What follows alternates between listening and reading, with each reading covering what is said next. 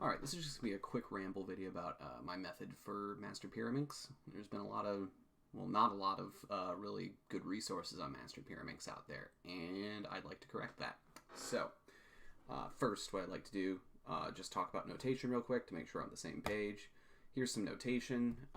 So, you're probably familiar with tips, the lowercase letters from normal Pyraminx.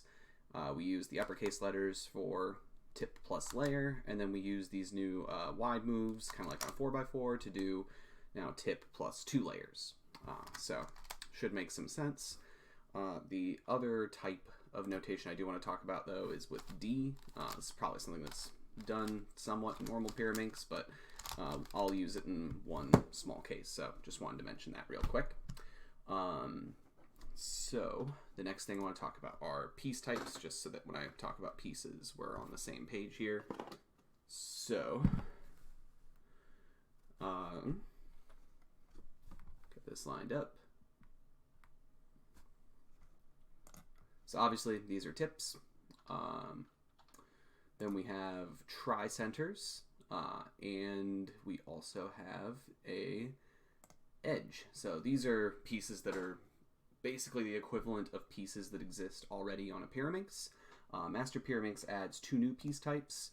The centers, not to be confused with tricenters. I want to make that distinction.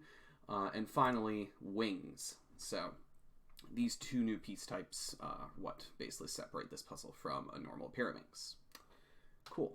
So let's talk about the actual method I use. So let me just do a quick scramble here.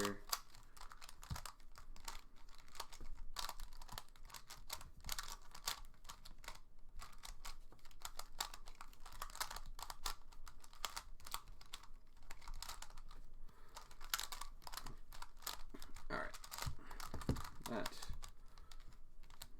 should be good enough. Cool. So what I basically am going to try to do for this method is to do some sort of reduction. So the first step will be to create all of the edges, that is, edges and wing combos. So this is a good start right here with these 2 already paired. So I would just find this other one right here and sort of intuitively put these together. Then I'd hunt for the next one. This is already in a 2 there. So now I have 2 edges.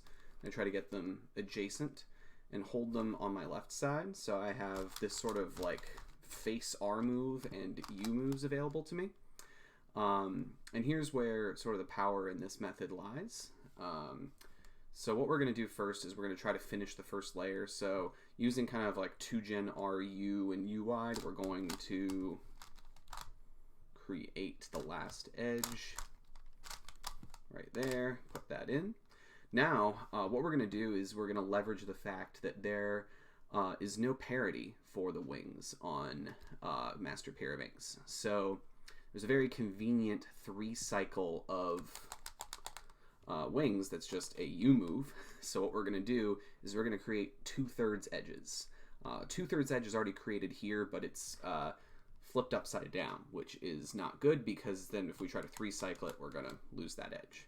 So I need to flip this in place, and this is an incredibly simple alg to flip it in place while preserving the bottom layer.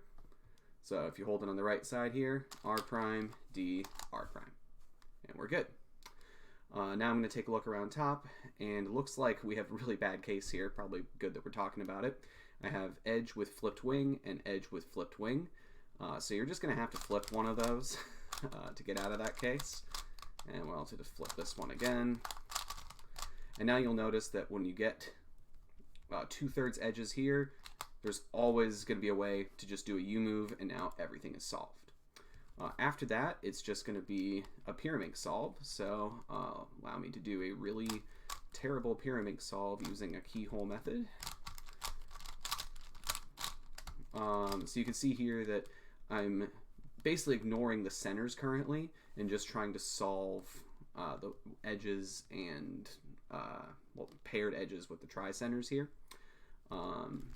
So this can be a little confusing at first, but if you're already used to solving a Pyraminx, it shouldn't be too hard. Okay, and now we have the last 4 centers. This is my favorite case to get. This is a very simple case. It's just triple sledge. So if you hold the front center swap with D, that's all there is to it. There are some other ones. So here, for example, is a clockwise 3-cycle. So well, let me get that alg out of here now. This alg here will do a clockwise 3-cycle. So if you hold it where the cycle's in the U tip, you do that alg to solve that. So once more. Okay, and that sets us up to the counterclockwise 3-cycle conveniently. So that alg is this one right here. So I just mirrored it. Okay, and those are all of the possible cases you can get for the last 4 centers. So once again, that's all there is to it. Okay. I'm really